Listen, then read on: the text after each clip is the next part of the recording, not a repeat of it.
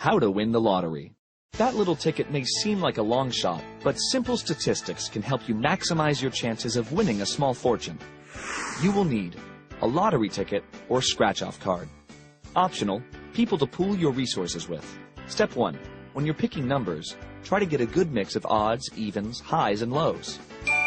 If you're playing Powerball, lows are numbers up through 27, and highs are 28 and greater. Step 2. People who pool their money have a wider variety of number choices and can afford to buy more tickets. But before laying out any cash, the group should sign a mutually agreeable contract. Step 3.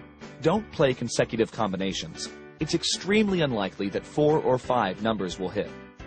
When playing a 5-number game in which the numbers go up to 55, your picks should total between 104 and 176. Sums that fall within that range account for about 70% of all lottery jackpots. Step 4. Don't pick all of your numbers from the same number group, like the 10s or 30s, and avoid selections that all end in the same digit. Step 5. For contests where there is always a winner, increase your chances by playing unpopular games and times, like small payouts and on days like Friday the 13th. Step 6. Be smart about scratch-offs. They have better odds than the pick-a-number games, but the payouts are smaller.